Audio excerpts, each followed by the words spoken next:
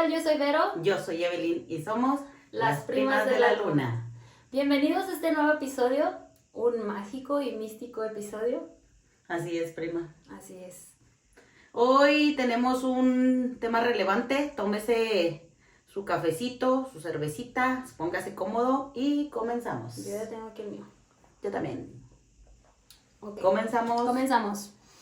Bueno, este episodio, prima, lo vamos a hablar sobre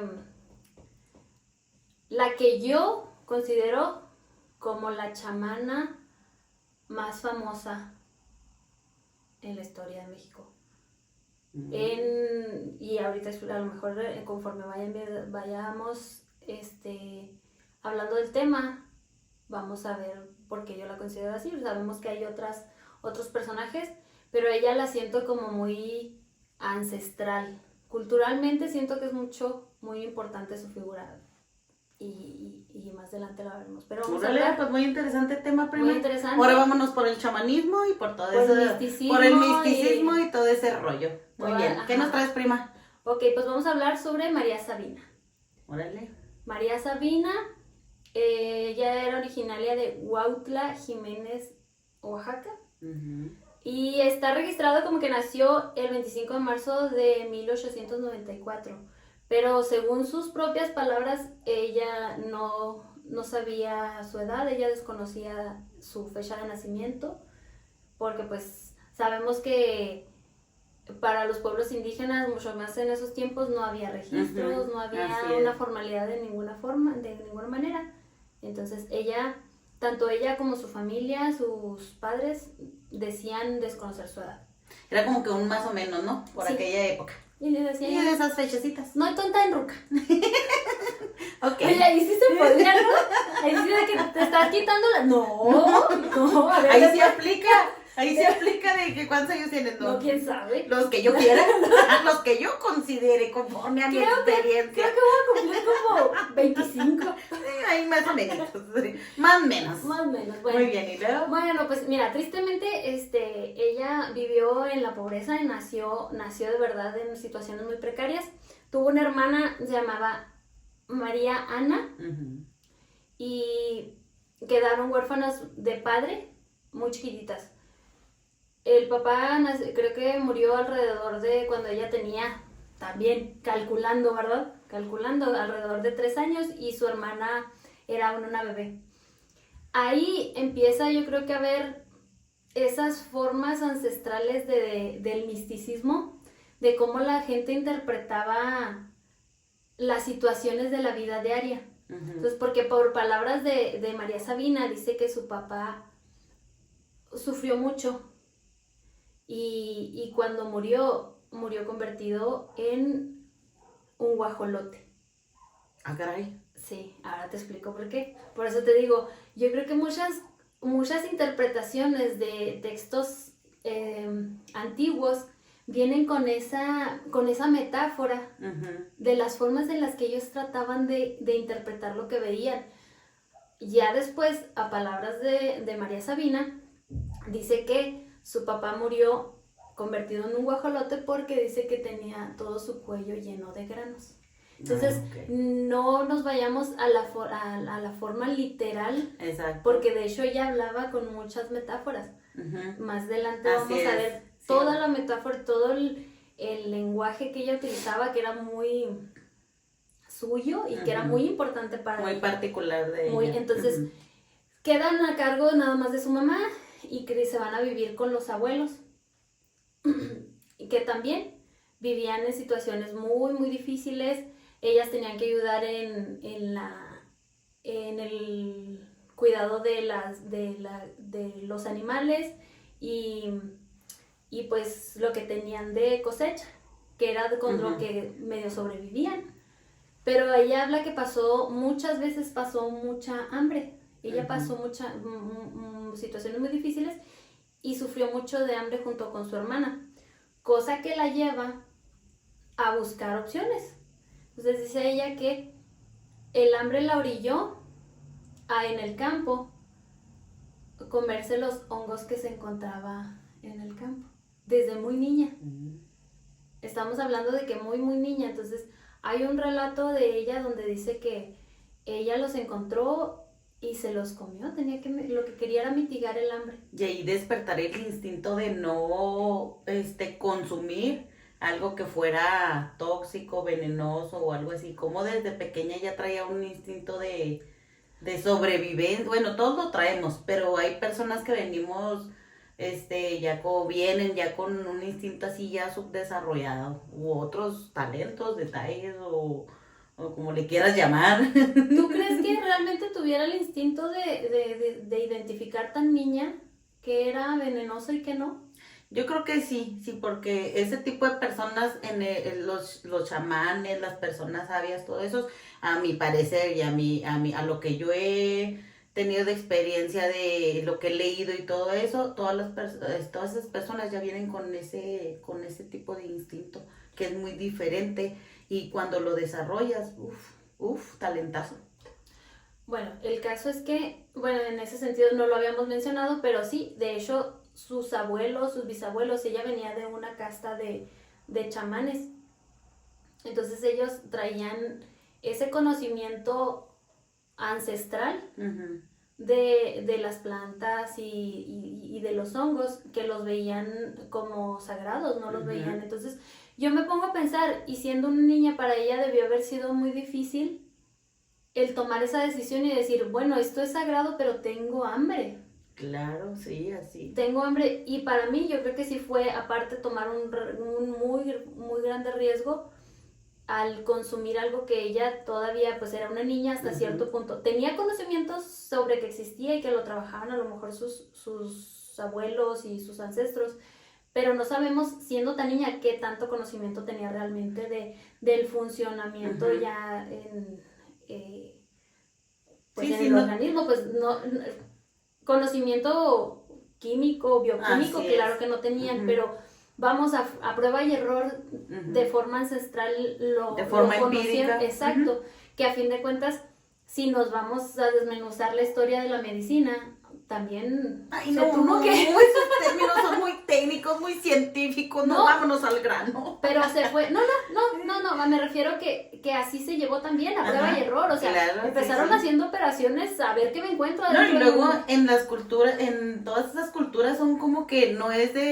como que un oficio, por así decirlo, o algo, no, son costumbres, es como aprender a lavar ropa, o sea, era una cosa de diaria, lo que trabajaban con las hierbas, lo que trabajaban con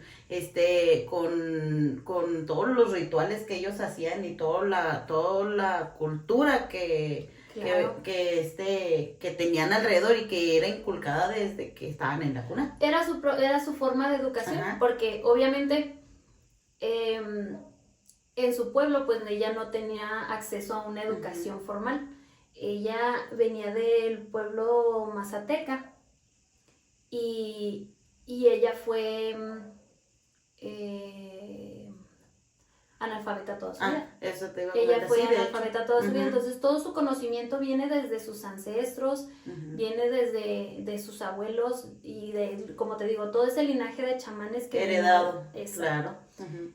Entonces, así pasa su infancia, y para los 14 años su mamá la entrega en matrimonio y le dice, agarra tus cosas porque tú ya no perteneces a esta familia y te vas a ir con... Como era típico, ¿no? Sí, muy niña, 14 añitos, imagínate. Sí. Entonces, dice que, según sus palabras, que no, pues ella no lo conocía, pero él fue su primer esposo. Pero dice que de él... Conociéndolos, primas, y conociéndolos, ay, nanita. Dios santo. Dios guárdelo. Y hasta eso que corrió con suerte. Uno, era un muchacho, no le tocó que la entregaran a un viejo o quién sabe qué. Y dice que ya con el tiempo sí se enamoró de su esposo. Okay. Sí se enamoró de su esposo. Con él tuvo 3 hijos. Pero nada es eterno. Entonces vino la revolución. Y que la revolución la deja viuda. Ah, qué casualidad. Mira, qué casualidad. Ah, qué casualidad. Entonces, ella se queda viuda y tiene que echar mano de sus conocimientos para salir adelante. Y empieza a dar esos servicios de curandera. Ya con todo lo que tiene, lo que conoce de sus abuelos y sus bisabuelos, más su experiencia, basta y sobra con esa. Con los hongos a los que ella le llamaba los niños santos. Los niños santos, efectivamente, prima. Y fue, no sé si lo tengas, no recuerdo la edad, pero de la hermana fue la que se enfermó, también así de pequeña, y fue cuando la desesperación de ella, como dices, en situaciones en situaciones así, es cuando sabes qué oportunidades, o te tienes que aventar a hacer algo, o lo haces porque es el instinto de sobrevivir, volvemos a lo mismo, y es cuando ella ve la desesperación de que su hermana está enferma, en donde empieza ella a hacer, inmiscuirse en aplicar todos los conocimientos que ella tenía de hierbería, de esto, del otro, y al momento de consumir los hongos, que es lo que tú le llamas, lo que tú nos comentas que le llamaban los niños santos. Cuando tú, ya metiéndonos un poquito acá en el chamanismo y todo eso, los niños santos, pues sabemos que todo lo que tiene esencia alucinógena y todo tipo de todos esos, hacen el efecto de embriaguez o te desinhiben, entonces es cuando ella empieza... Agarras el viaje y ya no hay vuelta atrás hasta que se te pasa el efecto del hongo de lo que te fumaste. Aquí con los pies en la tierra estoy bien. Ahí, no, bueno. Mira, yo agarro viaje, pero pues en el avión, que vaya piloteando. Mejor. Sí, vámonos. Muy bien, muy bien. Luego, pues sí, se enferma la hermana, entonces ella pues la necesidad de ver a su hermana que no estaba postrada en una cama, no se podía levantar, es cuando ella empieza a hacer a consumir los hongos ya porque ella al consumirlos por la necesidad de hambre ve que tienen un efecto en ella como de visiones y de desinhibirse lo que ella, entonces ella empieza a indagar en todo ese rollo y que empiezan a tener un contacto, pues como le llaman, con los seres de más allá, de más arriba. Entonces, es cuando empiezan a ella a darle por así, a hacerle despertar sus dones o para lo que ella era buena. Y fue como ella empieza a inmiscuirse en este rollo. Pero, pues bueno, aquí va otra cosa. Bueno, ¿se queda viuda y luego, prima? Se queda viuda. Ahorita que estás hablando precisamente de que ya metiéndote un poquito en todo su misticismo, ¿estás de acuerdo que para esos tiempos ese tipo de prácticas en cualquier otro lugar hubiera sido el escándalo? Lo hubieran terminado hasta quemando por bruja o por hereje, por Así es. Pero aquí a mí me llama mucho la atención y es una de las partes en las que te digo, a mí se me hace culturalmente muy importante porque muestra cómo el sincretismo del mexicano hace de todo lo hace a su modo. Entonces, ella es muy, muy claro su combinación de todo lo que trae de sus ancestros mezclado con todo lo que nos trajeron el cristianismo y la colonización. Y había un detalle aquí, prima, fíjate, hablando, ya metiéndonos en el tema de lo religioso y todo eso, hay un dato curioso ahí que dicen, como tú dices, en esos tiempos, para otra persona o para cualquier otro, pues hasta de un, ¿qué se llama? Falso profeta, hereje, bruja, hechicero, como le quieras llamar, pues yo hubiera sido condenado a la horca. Sí. O hubiera sido ya de fusílenlo, háganle ahí lo que en aquellos tiempos lo que era, ¿no? Y aquí el detalle es que las autoridades eclesiásticas no le tenían ninguna aprehensión o sea, ella la dejaban trabajar. No, pero pues ¿sabes por qué? ¿Por qué? Pues porque todos sus ritos iban a Jesús. Ah, claro. Ella tenía sus predilectos, sus santos, San José, no recuerdo si San Judas, Jesús, María, no estoy segura. ¿Y quién más crees? ¿Quién? ¿A quién más crees que le hacía oración? Ay, no voy a hacer al de... A Benito Juárez. Ah, qué caray! Vamos a rezarle a cabecita de algodón en nuestros rituales, prima. Ándale. Sí, No, sí, de hecho. En sus cánticos, que ahorita traigo más adelante te doy unos ejemplos de lo que se le considera su obra literaria, que no escribió como tal, pero todos sus cantos no todos sus cantos, pero algunos de sus cantos se registraron y se toman como su obra literaria. Entonces, en sus cantos, en algunos hablaba y mencionaba a sus dioses, mencionaba a Jesús. Con eso, ella se protegía contra la Iglesia Católica. Decía, sí, que pues, yo le estoy haciendo claro. al mismo, somos del mismo equipo, y aparte iba a misa. A misa, entonces, sí, y traía sus amuletos de todos sus santitos. Y de hecho, ella cuando consumía los hongos y que la hacían alucinar, en determinado momento decía ella que ella hablaba con Dios, o que ya andándonos muy lejos, ella se convertía en Dios y con todos los ángeles, y eran los que le daban las instrucciones de qué hacer. Como una posesión, pero del otro como lado, una posesión, una posesión divina. Una posesión divina. Así es. Eso. Bueno, pues el caso es que entre sus santos estaba San Benito Juárez. Con razón lo tenemos en los billetes. No pasa qué. Pero ya uno de más valor. Mira, pues no le funcionó tanto a ella, porque ella lo puso en los billetes, pero él no le llegó. Los billetes no le llegaron tan porque aún así durante toda su vida, aparte ella por sus servicios, por sus rituales, ella no cobraba. No, ella tenía un dicho que decía, un sabio no debe cobrar por su servicio, por su sabiduría. Exacto, ella no cobraba, ella se conformaba con lo que le quisieran aportar. Y aparte te digo, ella tenía pues su pequeño huerto y sus animales, sus gallinas, y ella decía que la tierra le daba para comer, para vivir, y que ella su dinero se lo gastaba en cigarros y cervezas. Te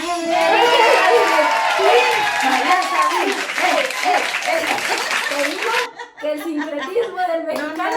No, ya me está interesando esto, prima. Ya me está interesando. Sí, ella no, su tierra le daba. Bueno, fíjate, y hemos visto que la mayoría de los chamanes o las personas que son muy buenas en este tipo, sabios, de la manera que lo quiera llamar cada quien, curanderos, la mayoría de este tipo de gente no cobra por los servicios.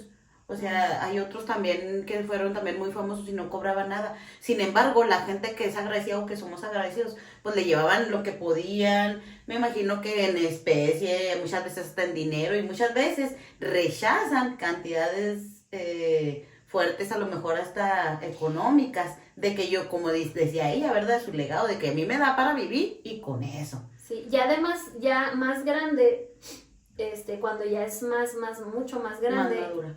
Tengo entendido que le ayudaron a poner, no sé si una tienda o algo parecido, de eso sí, no traigo así los detalles. Sí, una tiendita. Pero quebró. Donde comerciaba ella. Sí, pero quebró porque... Donde tenía una tienda de clandestina. Donde sus cigarros y sus cervezotas. Sus cigarros y cervezas. Pero no, la señora quebró porque fiaba. Te digo, le faltó ponerle letrerito. Como no nací en esa época para que me fiara a mí. Le faltó poner el letrerito de hoy no fío, mañana sí. Sí. Bueno, el caso es que se queda viuda y empieza a trabajar en eso, pero como 12 años después de que enviudó, se vuelve a casar. Ay, otra vez. No, mija. No.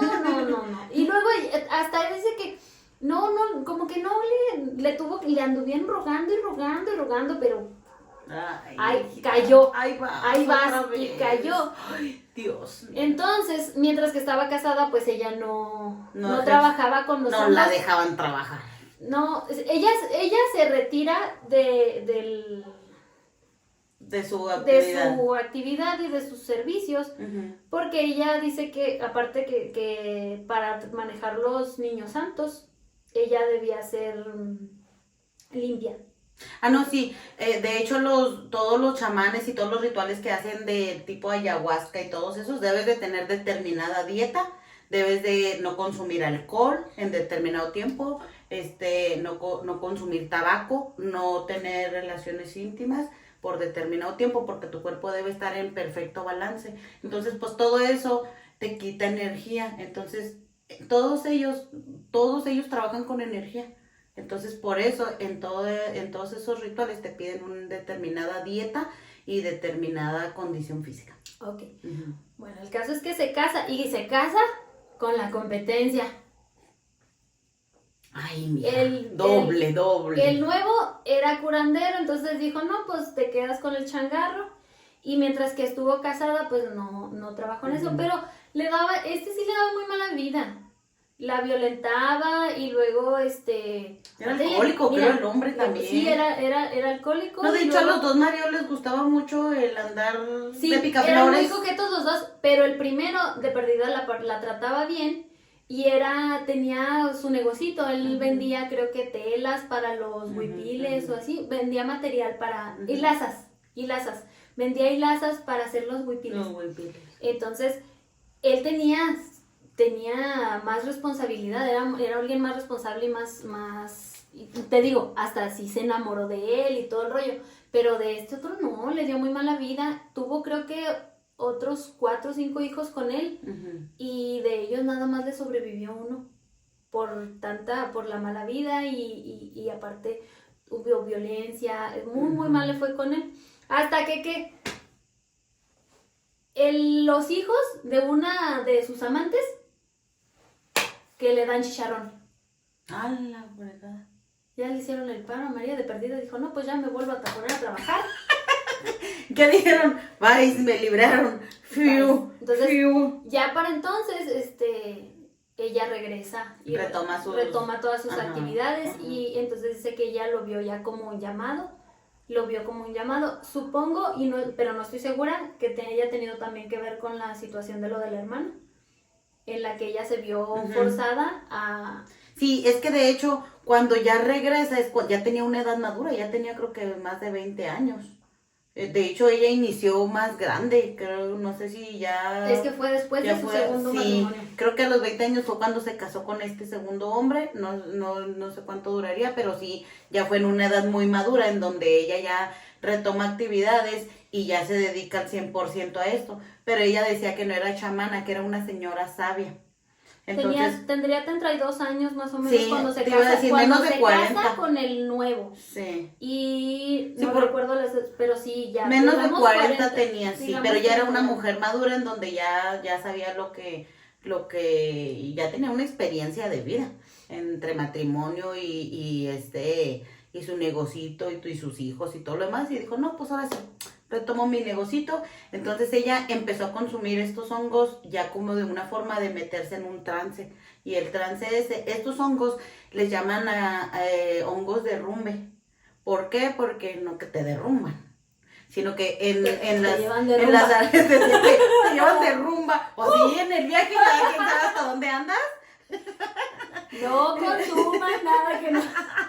Que No. los lleve fuera de este Del mundo mundo. y no quieran No regresar. agarren el viaje. No. Estos hongos se llamaban hongos derrumbe porque se conseguían en las partes de donde vivía, en donde había derrumbes, era donde florecían. Entonces, por eso te digo, o sea, porque pues hay infinidad de tipos de hongos. Ajá, yo también escuché que ella decía que había 3 tipos de hongos. Ujú. Los que da la tierra, los que dan los árboles y los que se dan en el moho, Ujú. como Ajá, en el sí. entonces, Ujú. así la cosa. El caso es que, bueno, ella regresa y retoma todo y es cuando empieza fuerte ya Ujú. su labor.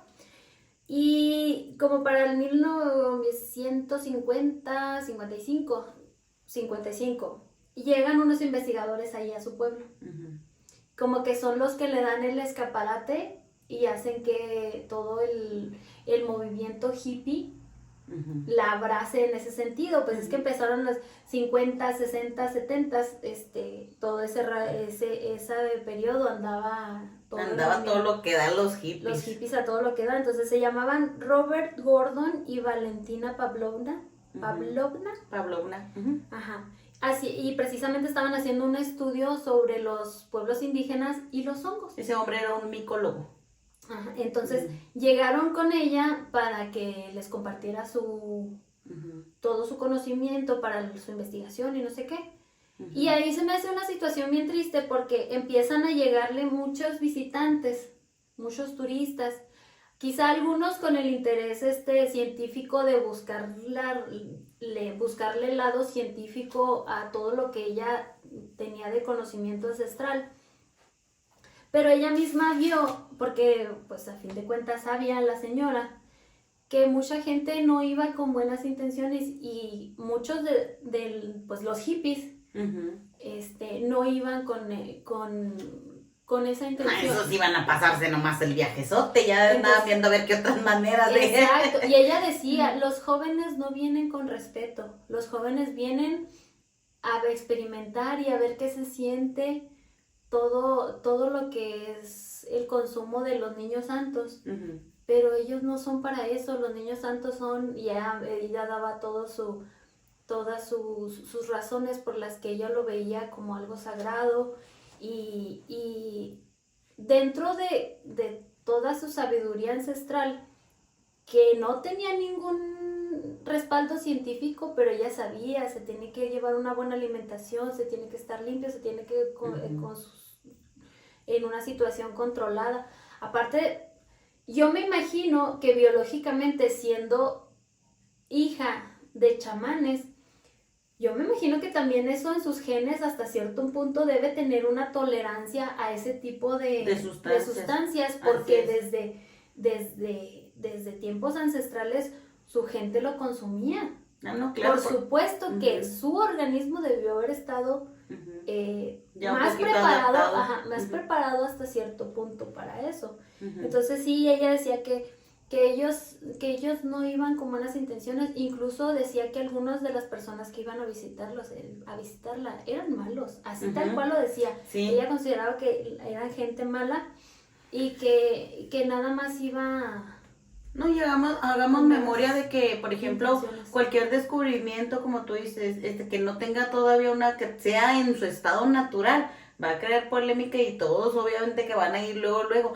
De hecho, cuando ellos en su cultura y donde vivían, en su pueblo, en su círculo, no permitían que hombres blancos fueran a consumir todo este tipo de cosas, nada más como los tipo indios, que los yaquis, que están bien cuadrados con sus costumbres, y para aceptar a alguien que sea fuera de sus costumbres es bien difícil, o de plano no.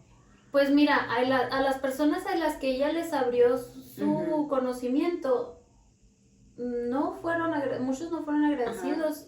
Hubo quienes publicaron libros, hicieron documentales, y a ella no le llegó un peso. Claro, porque pues van a ser, como dicen, leña del árbol caído, pues. Entonces, claro. Y como ella no lo cobraba, ella no lo pedía, a lo mejor pues se lavaban las manos. El caso es que ella gracias a ella mucha gente hizo dinero por todo su bagaje cultural, pero a ella siguió en la miseria. Ya ni digamos que con los pies plantados en la tierra, o sea, de plano sí, en situaciones bien precarias. Y pues... no tenían los pies en la tierra, se la pasaban en el viaje. No, hasta eso, no, si se la pasaba re de bien la María Sabina, entre el viajezote, la chela y el cigarro. No, hombre, pues vida, ¿para qué quiere dinero? No, de hecho, fíjate, había personas que iban, como estos que dices, que personas malas y todo eso. O sea, había también personas que de hecho hubo un arzobispo que quería cosas así como que eso, que no te va a cambiar el mundo. Y había personas que también iban con que los cambiara de realidad porque no les gustaba esta realidad. O sea, imagínate la falta de conocimiento de las personas, o de decir, es maga.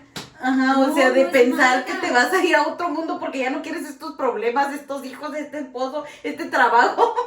O sea, ¿crees que no hubiera hecho ella cambios para sí misma si pudiera hacerlos? No. Ay, no. No, pero volvemos a lo mismo. Este tipo de personas lo utilizan para ayudar a las personas, para, pues, como curanderas, que ellas ya son tradiciones para ellos. Y cuando vienes con un algo ya de nacimiento, un don, o como le quieran llamar, pues ponlo en práctica y para ella era una satisfacción atender todo este tipo de gente. Sí, Sí, lo hizo ajá. su Modo de vida, su modo estilo de de vida. vida Ujú. y un don, bueno, no sé si no un don, eso. Ok, bueno, lo hizo. Lo hizo.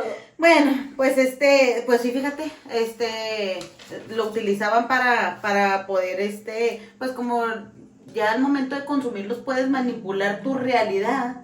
Pues imagínate salirte de esta, pues no hay manera más que muriéndote y yéndote ya al otro mundo. Pues sí. Entonces ella empieza a trabajar todo este tipo de sus costumbres y todo lo que hacía y cuando vio que con su hermana le dio resultado, empieza a curar gente y obviamente sin tener una remuneración económica.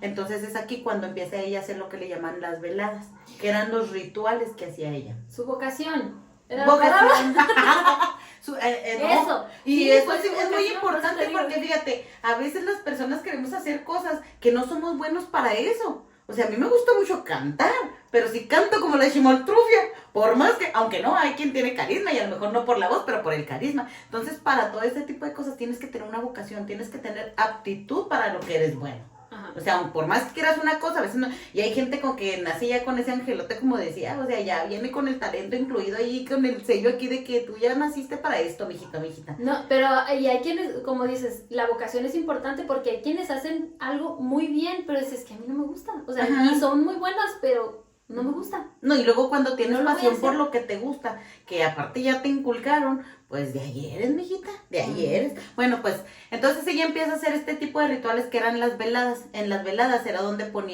ella quemaba copal y sabemos que el copal pues se hacen todos estos rituales de limpia, para purificar el ambiente, para quitar malas energías y poder trabajar ella sobre esto, sobre las personas y poder curarlas.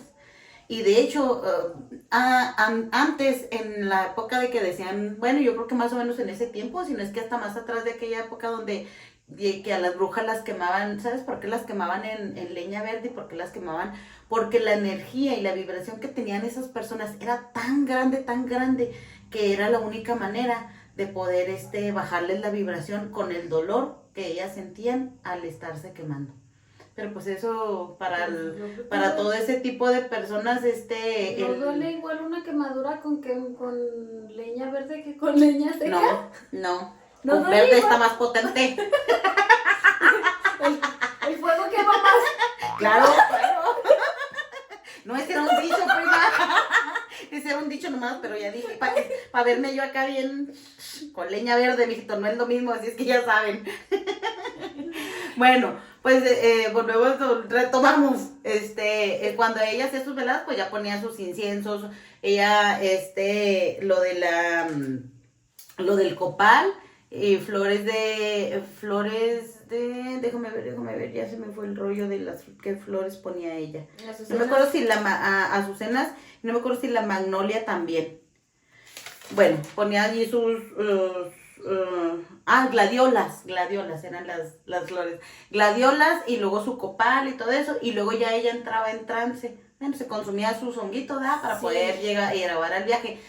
Y decían en los tiempos de ahora y en los términos de ahora lo que le llaman un desdoblamiento. Un desdoblamiento es un viaje astral, a lo que le llamamos un viaje astral, de cuando tú entras en un nivel de conciencia ya muy avanzado y tu cuerpo, tu alma, como le quieran llamar, espíritu, alma, sale de tu cuerpo físico y se va a divagar allá con los estos guías espirituales, con los altos espíritus son los que la guiaban a ella, y te digo que en determinado momento ella decía que hablaba con Dios o se convertía, o Dios por medio de ella fungía para poder curar a estas personas y los ángeles le daban instrucciones. Entonces eso vendría siendo como entrar muy dentro del subconsciente. Sí, así es. Muy dentro del subconsciente, o sea, ya accedía a sus... Sí, ya tienes que tener un nivel de conciencia muy alto para poder entrar en en ese trance. Como hay otra como una hipnosis con el... Ajá. Hay otra también curandera que ella decía. Pero muy, muy, muy profunda. Sí, ya es algo, para llegar a esos niveles ya es algo muy profundo. De hecho hay otra curandera también, otra chamana también muy mencionada en México, que ella decía que a ella se le introducía el espíritu de Cuauhtémoc. Se ¿Sí? introducía, ok. Entonces allí se metía el espíritu de Cuauhtémoc era el que trabajaba Ok. con ella para poder, porque ella hasta te restauraba órganos, sacaba órganos y todo eso. Fíjate que ahorita que hablas de Cuauhtémoc, yo siento esta situación y sus cánticos, yo les veo un tinte muy, muy Ujú. prehispánico. Sí, Entonces, que le llamaban volvemos el a la último Tlatuani, ¿verdad? Ajá, sí, Al entonces Cuauhtémoc. sí le veo yo todo, viene tan ancestral y tan prehispánico Ujú. que es yo siento que es a lo mejor no tiene las bases científicas necesarias para poder decir, ok, es, es cura o no sé, Ujú. pero culturalmente yo la siento con un peso bien, bien fuerte a todo esto, porque es como decir, lo veo tan místico como si en los orientales dicen, no, pues es que la medicina ancestral china, Ajá. nosotros tenemos esa medicina ancestral también, que culturalmente nos da una identidad bien fuerte. Tristemente no se valora ni se ha conservado eso como lo merecía. A mí se me hace bien interesante también lo de la cultura china y todo lo de la medicina ancestral china. Es súper interesante que hay otro personaje, que hay un chino que conforme al nivel de vida que llevaba y conforme a todas estas meditaciones, ya ves que ellos son mucho de meditar y que los monjes, 200 años vivió ese hombre. 200 años vivió. Entonces digo yo, ay, para vivir 200 años que no se cansó de esta vida el pobre.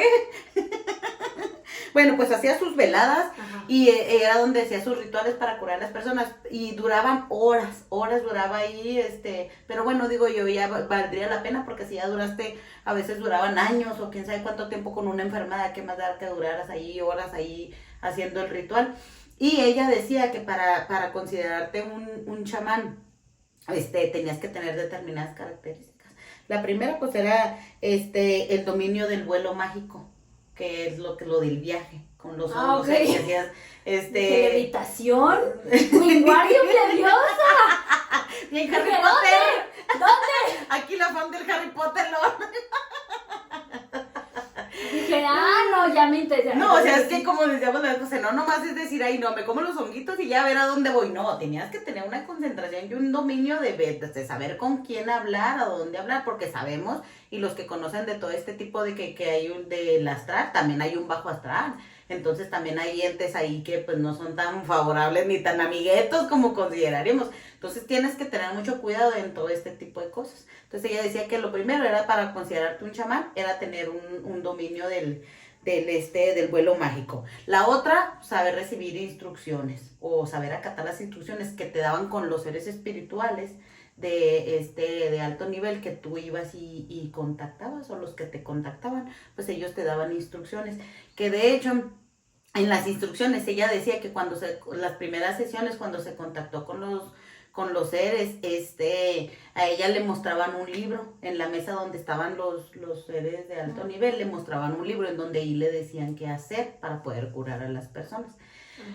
Llegó un momento en el que ella, o lo que mencionamos ahorita, si era analfabeta, ¿cómo podía, o sea, ellos mismos le dieron el poder de poder interpretar el libro? Es que también ella hablaba de que tenía su propio lenguaje. Uh-huh. Entonces, pues ya dentro de su conciencia, Uh-huh. su propio lenguaje se lo entiende ya No, sola. y a mí se me hace bien interesante, por ejemplo, que los textos, así se llaman, los cantos de María Sabina, y al mostrarte como cantos, con tu voz puedes activar cierto tipo de energía, entonces... Yo traigo unos ejemplos, ¿quieres que te lean unos? A ver, o ahorita, échatelos. o al terminar, si Bueno. quieres, para cerramos Ok, con esos. entonces, bueno, pues...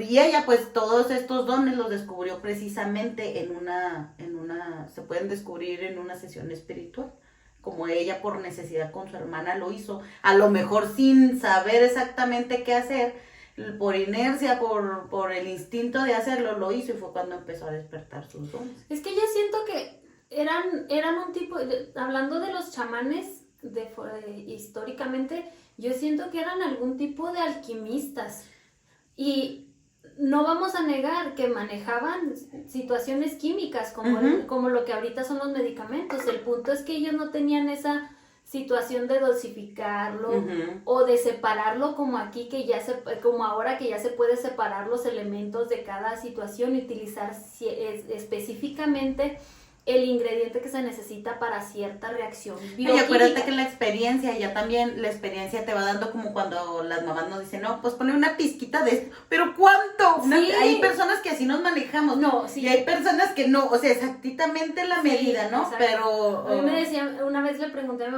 mamá hace unas tortillas de harina deliciosas, recomendadas. Ey, te encargamos tortitas de harina, mijita, ¿eh? Siempre, y luego es bien chiplona. Y yo una vez le pregunté, le dije, quiero intentar hacerlas, dame la receta. Y lo me dice, pues es que lo que te quepa aquí. Ah, no te la quiso dar, mijita. No te la quiso dar. Me dijo, lo que te quepa aquí de sal. Y yo así como, pues, pero hasta acá, hasta ahí. ¿Cuál es? Y por ejemplo, ella se lleva así, no, pues es que lo pesa y así con la mano tiene su pesa, así como. Sí, y yo, ¿pero cuánto le pones? No, pues no sé, así, mira, agárrale así. Sí. Y tiene su medida, pero exacta, o sea, le salen igual toda la vida. ¿Por qué? Porque ya tienes esa... la experiencia y el instinto de saber que... Dijiste el ojo de buena cubera. El ojo de buena cubera. No, y si era buena cubera, porque si le entraba la cheve.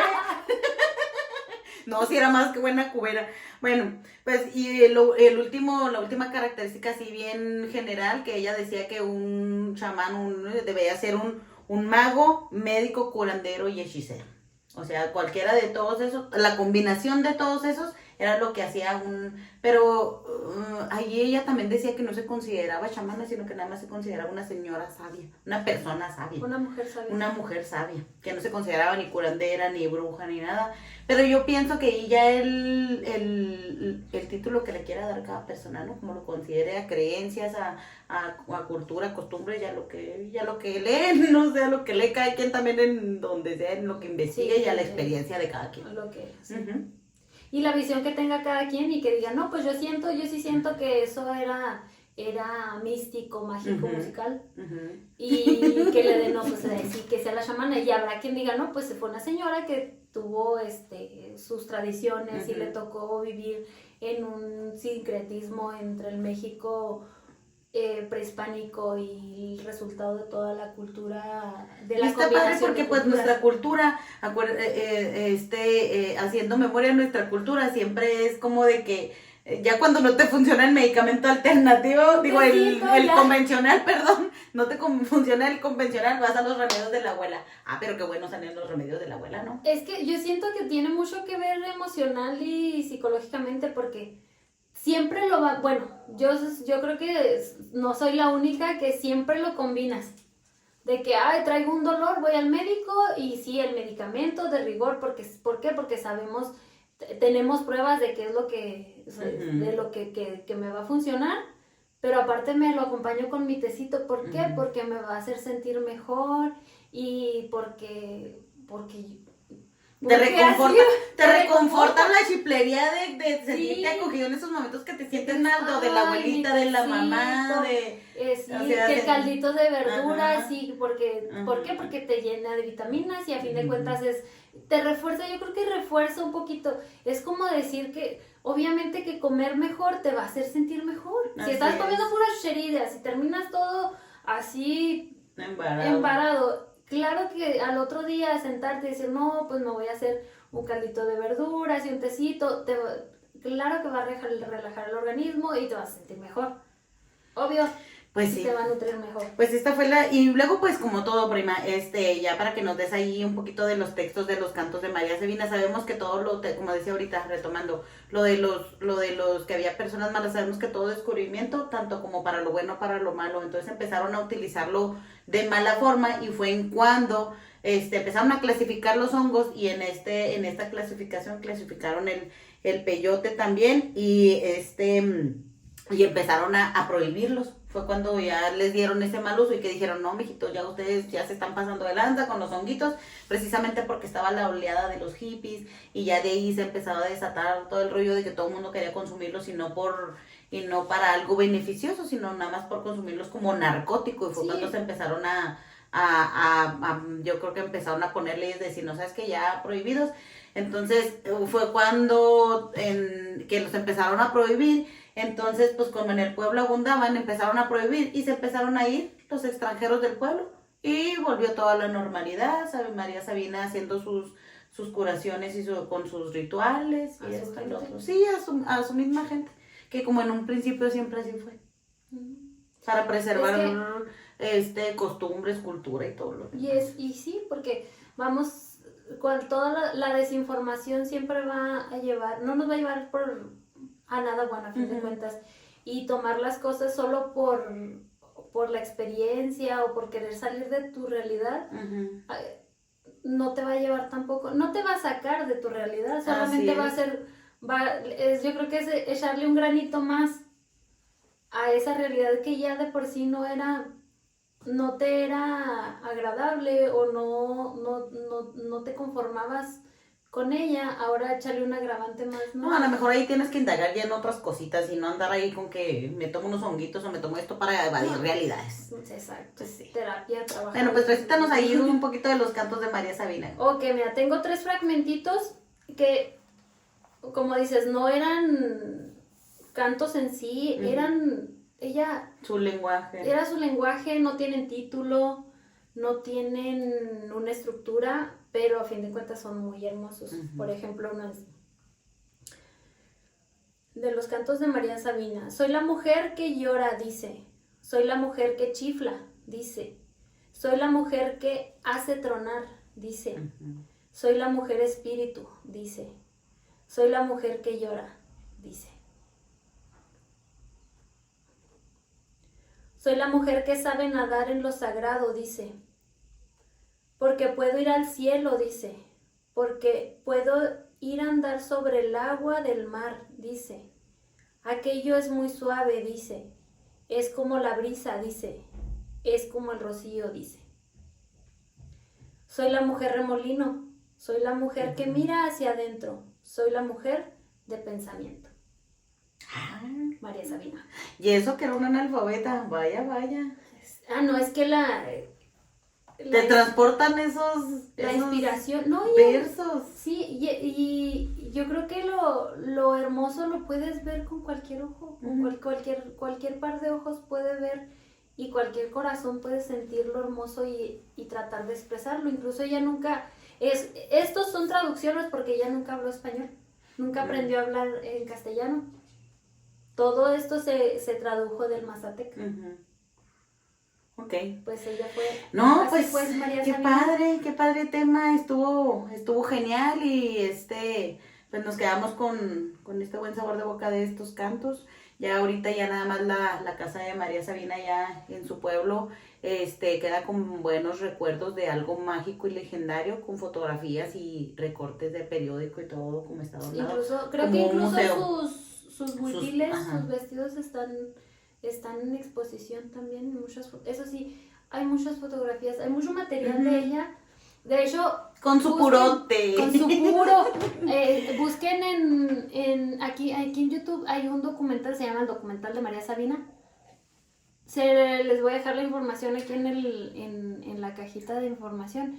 Pero es un documental donde es ella tal, o sea, es material directamente de ella, no es como que alguien hablando de ella, sino que a ella la siguieron, hay mucho material de ella, fotografías, le hicieron canciones. El Tri tiene una canción preciosa de ella. No, y ahorita por lo regular el que hable tú, el que digas de María Sabina, sabe quién es María Sabina. Y si no, pues aquí les dejamos la información. Exacto, si no sabías. Bueno, pues con esto concluimos este tema, prima. Esperamos verlos en el próximo. Estuvo muy interesante Sí. Y pues ya otro granito de arena más a la cultura mexicana. Exacto, muchas gracias por escucharnos, por vernos hasta aquí. Esperamos les haya gustado. Y ya saben, déjenos sus comentarios, déjenos los temas que les gustaría que sigamos platicando, así como María Sabina, que ahorita nos aventamos. Sí, temas que abordamos, de lo que quieran, pónganos ahí. Suscríbanse, síganos, las primas de la luna.